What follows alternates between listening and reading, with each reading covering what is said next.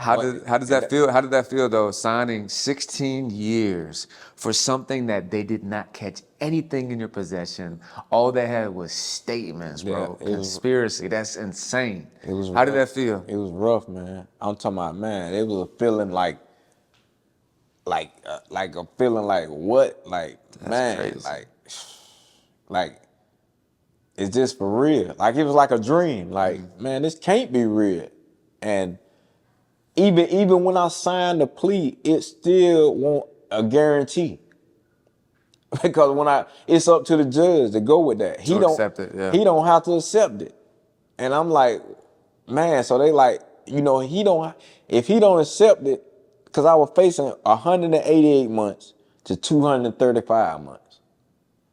So basically, like they said the judge was giving in the middle. Like the judge I had, they said he was giving in the middle of every guideline range. So when I got the 100, I signed a plea. They were trying to give me a plea for 192 months, which was 4 months over my bottom guideline range. So, my judge, like my lawyer said, he was like, if you don't sign this plea, and if it's up to the judge, he gonna give you somewhere with like 200 and something months, cause it's gonna be in the middle.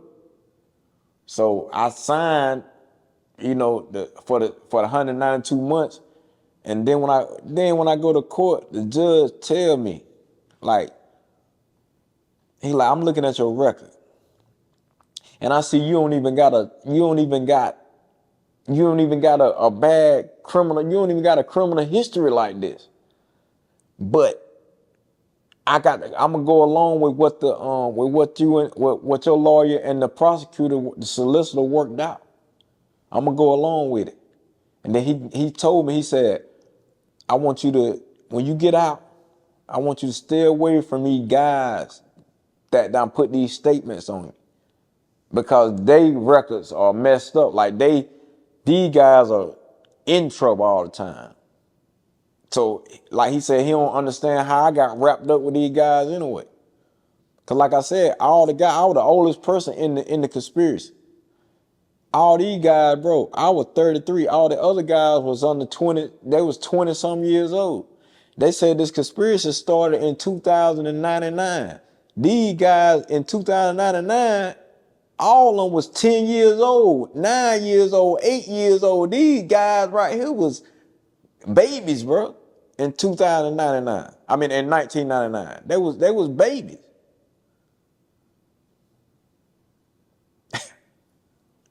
That's crazy. So what happened? So you were sentenced to the 16 years. He accepted the plea deal. Yeah, he and slept. and then go walk the viewers through, him accepting the plea deal, you being sentenced to 16 years, going back to your cell, and then start us on the journey, your federal prison bid, man. How was that? When I when he accepted the plea deal and said, I sentence you to the 192 months. After he said he sentenced me to 192 months, I'm looking at him, and I went, like, all my hearing went out. Like I ain't hear nothing. Like I just seen his lips moving. I couldn't even hear nothing else what he was saying. It was like I just went into a trance. Like, man, is this real? I'm about to be gone for 16 years for no evidence, just what somebody said. And I signed a plea for 16 years. And like I said, when I came back to, the judge was saying, when you get out, you need to stay away from these guys. You don't need to be involved with these guys. I hope you know, take this prison experience and change your life and, get your life back together. I want you to take a drug program class. I want you to get your GED, take some rehabilitation classes and stuff. And man, it was like, went back to the cell. All the guys, was asking like, how much time you got? I said, man, they gave me 16 years, 192 months. Everybody was like shaking their head, man. Cause everybody, on that day was getting sentenced. And you know, like I said, I came back with the 16 years, and then this old guy came back, and he was like, man, they ain't give me number. So when he came back, he was like, they ain't give me number 240 months, and he was like, yeah, I'll be home in a jiffy. I'm like, bro, you know how much 240 months is? He like, hold up, 240 months? They ain't nothing. I said, bro, that's 20 years, man. Man, he started knocking on the gates and stuff like, hey, let me out of here. Hey, they gave me the wrong sentence. I was like, man, bro, everybody bust out laughing, man. It wasn't no funny time, but bro, it was crazy how they was giving out all this time, man, and everybody that was leaving out the cell was coming back with all this time, man. It was crazy, man. Like they walk you in, you cold, you shackled down, they walk you in, you come back out with all this time, man. It was crazy, man.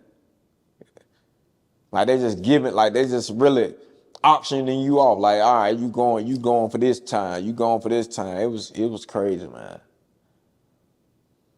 Dang. So go ahead and walk us through, bro, like your federal experience, your first day in the feds, going to your, you know, reception or your intake, and then going to your permanent facility. Where were you housed at? How many different prisons? What states?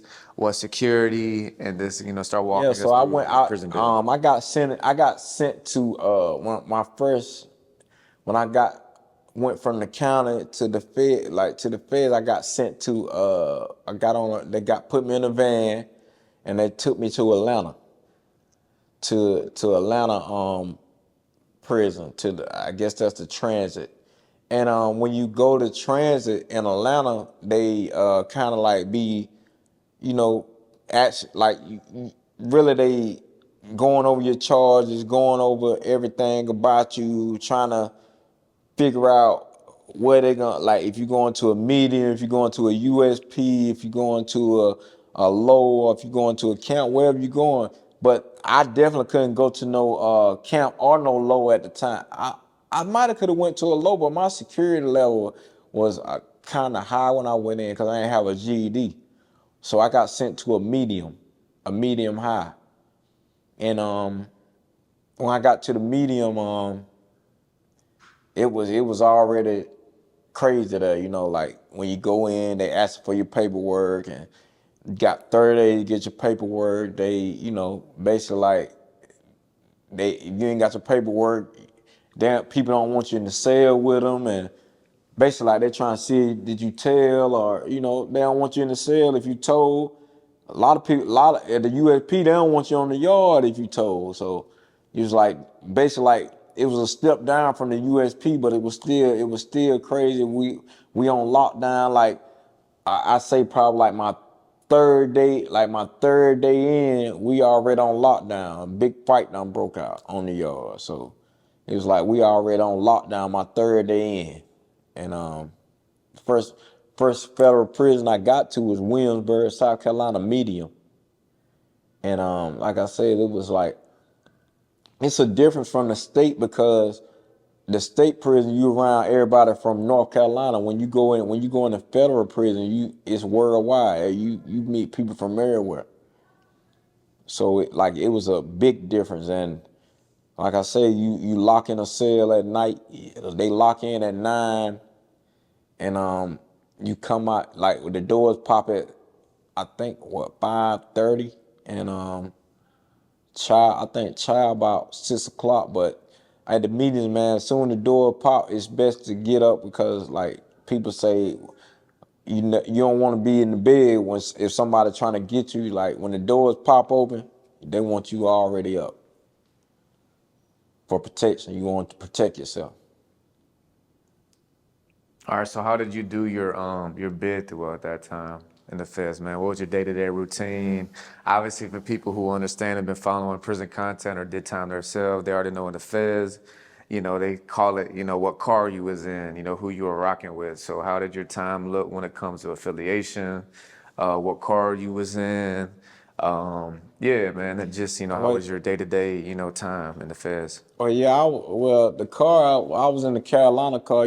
I was in South Carolina, so like a lot. It was a lot of most of North and South Carolina on the yard anyway. So it wasn't like if I'm up north where it ain't many people from North and South Carolina, but down there where I was, it was like a whole North Carolina and South Carolina car, and yeah, it was basically like it was enough for a South Carolina and a North Carolina car. And I rock with the North Carolina car because a lot of my homeboy, a lot of my people. One of my homeboys, I hadn't seen, I hadn't seen him since I hadn't seen him in 15 years, and as soon as I get on the yard, he was on that yard. I think he got a life sentence in 99, and I seen him as soon as I got on the yard, and he was like, "Man, I got you. Like, I'm gonna get you a bag together. Like I got you whatever you need. I got you, bro." So, and this was one of my partners from the street. He gave me everything I need, like a care package. Like he like, "Bro, you ain't gotta worry about nothing. Like, I got you." So it was good to see my homeboy as soon as I got on the yard, and like I said, it was rough because like going in there, and as soon as I get on the yard, it's people walking around asking, they want to do your paperwork, like they want to put a motion in for you, like I can do, like, oh man, yeah, they asking you about your charge, and then they trying to say, oh yeah, I can get you back, I can put in a motion for you and get you some time. I'm like, man, this is crazy, man. And listen, if you've done any time, I'm talking about a county jail, state penitentiary, federal, or even drug programs, whatever. If you want to share your story on this channel, go ahead and email me at eithekingbooking. Go ahead and put your stories in the comments below. If there's anything that I talked about slightly, you want me to go more in depth on, or anything I haven't talked about at all, and it's a good idea, drop it in the comments. Let me know. And also remember, I am a rapper. My artist name is EI the King. You can find my music on all platforms. I also have another channel, YouTube channel, my official artist channel, EI the King. And I also have another podcast. It's called Let Me Talk Bro, where I talk more so about my life, music, ministry, and all these things. Also, I have a Patreon with exclusive content. Everything is in the description below. So listen, man, till the next time, it's your boy, EI the King.